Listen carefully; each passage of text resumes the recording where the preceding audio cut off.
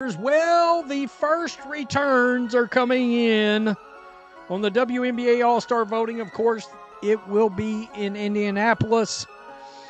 And as you can imagine, Caitlin Clark is leading the All-Star vote. By the way, it looks like a massive turnout. Given her reputation as the WNBA's face, why didn't Angel Reese place among the top 10 in All-Star selection? She had one of the lowest percentages among eligible players, just 30.9% from the field, while Caitlin Clark surpassed 515,000 votes, placing Reese considerably behind in terms of public support. Be honest. Second straight year that Clark has led the fan voting.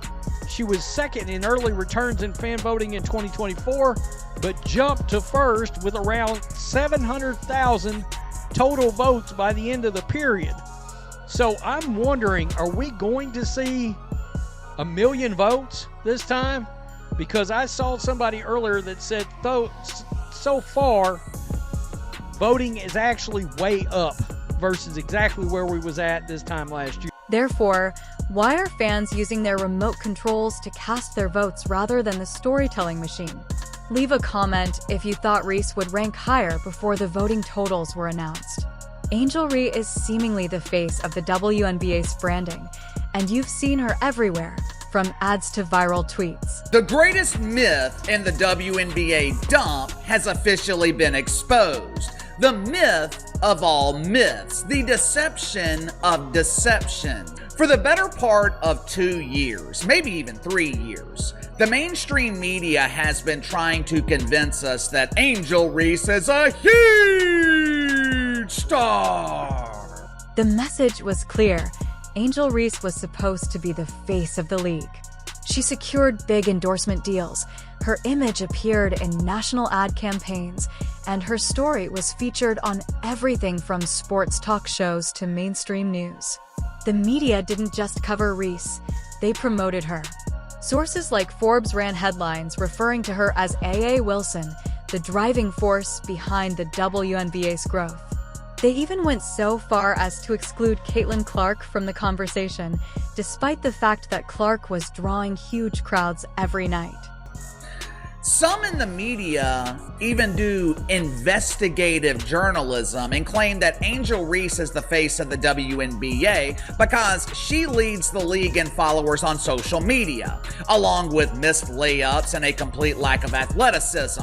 Of course, the vast majority of her followers are bots and lonely men, most of which are not buying tickets or watching her games on television because they can't afford the 5 pesos a month to watch the Chicago Bravado on WNBA League Pass. Her college highlights were promoted on the league's official accounts, and she was featured prominently in interviews portraying her as the next great thing. Everything was set up for a superstar debut, and it wasn't just the league or the brand Angel. Reese capitalized on this trend by telling interviewers that she is the reason people are paying attention and that her legacy will endure. People are talking about women's basketball, but you never would think that we'd be talking about women's basketball. People are pulling up to games. We got celebrities coming to games, sold out arenas. I know I'll go down in history. I'll look back in 20 years and be like, yeah, the reason why we watching women's basketball is not just because of one person, it's because of me too. She was promoted as more than just an athlete.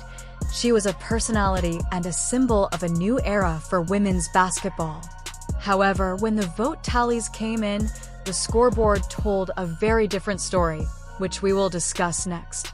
Despite the constant coverage and all the hype, the All-Star votes didn't match the narrative. That's correct. Her fearless personality and willingness to speak her mind made for great headlines, and the media ran with it. Fans aren't just taking the media at face value. They're making their own decisions, and those decisions don't always align with the headlines. This is demonstrated by the fact that Reese was unable to make the top 10, while Caitlin Clark was out there leading with 516,000 votes. And there's a supposed, people keep telling me, supposed second most popular player in the league that doesn't look like the second most popular player at all. And in fact, a rookie I have been touting that is playing better than Angel Reese, Kiki Arifin, Well, basketball fans are showing up, and they have got her voted ahead of Angel right now. Angel is not in. Therefore, why didn't the media push result in enthusiastic support for each positive piece about Angel? However, Reese Clark's story seemed to rely more on her reputation and the narrative that was created around her. The hype was real, but the connection with fans wasn't as strong as the media wanted everyone to believe. Reese Clark was out there giving performances that demanded attention, and Clark's in-court numbers did the talking. The Forbes story that highlighted Reese's contributions to the league's expansion while downplaying Clark's influence demonstrates how selective the narrative can be, even while fans are still watching the games and casting their ballots for the players who truly deliver. According to Forbes, Caitlin Clark is not responsible for elevating this turd into the mainstream. The ladies responsible for elevating the WNBA are Angel Reese and the unknown face of the Las Vegas Anonymous Faces. The discrepancy between media narratives and fan votes isn't just about basketball. It's also about trust. When a story seems contrived, fans notice and want to see players earn their spot rather than have it handed to them as part of a marketing campaign. The All-Star voting results show that Reese didn't place in the top 10 despite having enough branding and media attention. Enough to tell you where Angel Reese's place is. Well, it's 13th place. And I can tell you right now, Jonquel Jones ought to be ahead of her. What's actually happening then? Is there a discrepancy between hype and reality, or is there something about Reese's game that doesn't connect? Sure, she has the headlines and the endorsements, but the numbers reveal something different about what actually occurs on the court, and that's where things get interesting. Breakdown of the stat sheet. Let's examine the actual statistics from Angel Reese's rookie year to see what they have to say about her prospects of becoming an all-star. You may have heard a lot about her recovery, but what really transpires when you consider the whole picture? In my view, Angel Reese is the most incompetent basketball player in history. To start, let's discuss shooting. Through her first 7 games, Reese is hitting just 30.9% from the field, which is second worst among 64 eligible WNBA players. This is not just below average, it's a serious warning sign. It's difficult to argue for all-star status when you miss more than 2/3 of your efforts at the rim. Post players are expected to be effective close to the basket, attempting high percentage shots. There is obviously no way Angel can compare to Caitlin Clark as a shooter or a passer. And there is no way Angel can live up to her dynamic social media / podcast presence as a shooter or a passer or even a shot blocker. She's blocked only 2 shots so far this season. She doesn't even do that. That her 4.2 of 7 performance against the Indiana Fever without Caitlin Clark on the court was hilariously poor. That's not the kind of play that excites fans or garners respect in the league. She has energy, an attitude, and a great rebounding game. Otherwise, she has nothing, and that. She also has self-awareness, which means she knows she's not a very good basketball player. Now you might be asking, but she leads the league in rebounds. Even with all those rebounds, her offensive limitations are difficult to overlook because today's WNBA teams need more than just one-dimensional players. Efficiency matters, and when you rank 63rd out of 64 in field goal percentage, it speaks for itself. Her hustle and ability to recover missed shots are impressive, and she has a real knack for fighting through traffic and grabbing boards. In addition to the only is the self-proclaimed Barbie not in the lead. Evaluate her against a few other elite forwards. While Kiki Arafan is averaging a double-double and earning about 213,500 votes, demonstrating that fans reward players with well-rounded games, these players don't just show up in one stat. They fill out the entire box score, which is what sets them apart from someone who only dominates one area. Aaliyah Boston, who received about 447,000 All-Star votes, doesn't just rebound.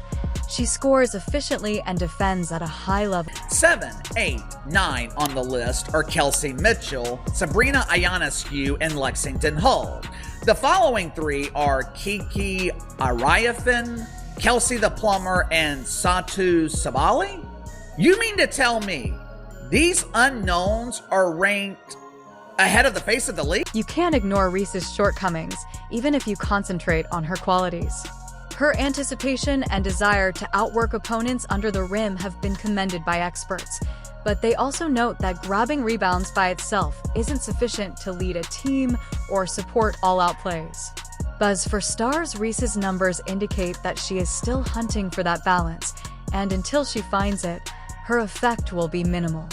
The league is full of players who do a little bit of everything, and that is what fans are looking for. Lexi Hall, 217,000, and there is Kiki Arifin, 213,500. She's averaging a double-double, a legit double-double, with a good field goal percentage. Angel Reese, well, wait a minute. I thought it was about you too. Everybody's watching because of me too, except everybody's not watching because of you too. I mean, guys, if the ratings ain't enough and the attendance ain't enough and what happened at LSU ain't enough and all this other stuff ain't enough to tell you where Angel Reese's place is, well, it's 13th place. The figures are unambiguous. These numbers highlight a crucial question. If rebounding isn't enough, what really counts for all-star votes? We'll reveal the fan verdict next. Rhee is a force on the boards, but her shooting difficulties and lack of offensive efficiency prevent her from being the kind of player fans want to see in the All-Star game. So even right down here, the mirror's calling out Angel Reese. As for Reese, one-time All-Star from last year in a rookie season alongside Clark, who appears set to earn a second honor, has struggled in 2025. 23-year-old, notorious for her rebounding supremacy, averages 11 points, but the Sky are 3 and 8. And she's shooting like, I don't even know what she's at now. It's probably less than 35%. This is the real operation of the voting mechanism. Fans have the most influence over who gets to be an all-star because they account for 50% of the vote, while players and the media receive 25%. Despite this advantage, Angel Reese was unable to place in the top 10, while Caitlin Clark blew everyone away with 516,000 votes. Clark's vote haul was more than triple Reese's 173,000 vote total. This isn't just a gap.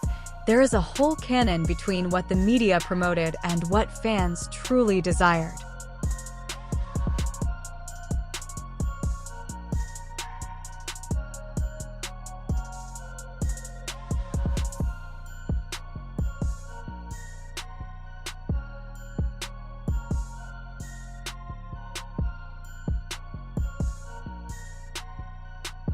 Thus, what caused this to occur?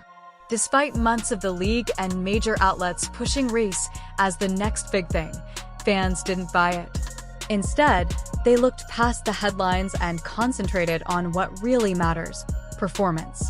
Clark's game speaks for itself. She's out there every night putting up numbers, making highlight plays, and actually changing the outcome of games.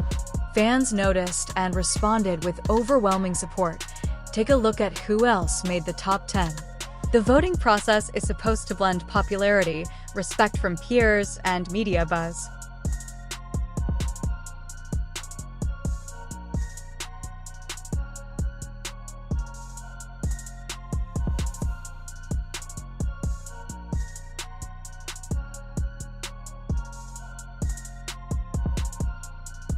Aaliyah Boston received 447,000 votes, indicating that supporters are following the games and rewarding players who do well overall. Boston's leadership and all-around play have won her a devoted fan base. These musicians don't just have a moment, they have a body of work that fans value in contrast. Another well-known name, Nama Mick, has established her reputation on years of productivity and dependability. Reese is one of the top rebounders, but her numbers don't add up. Fans want athletes that can shoot, defend, and lead their teams to victories, not just one skill. I know Kelsey Plum is likable. She's a lovely lady, but you mean to tell me she's more popular than Angel Reese? The same Angel Reese who has been begging, and I mean begging, people on social media to vote for her? Angel Reese, number 13 on the list, 173,000 votes. Aaliyah Boston, who most people have never heard of, has received 447,000 votes. Angel Reese's ascent has been centered on her personality, social media moments, and branding, but fans are able to spot forced stories. The league and media attempted to position her as the WNBA's face before her game was ready, and this disconnect was evident in the voting, where fans chose game producers like Boston and Clark over a one-dimensional rebounder. The statistics clearly show that it's not about who receives the most media attention, but rather about who performs well on the court.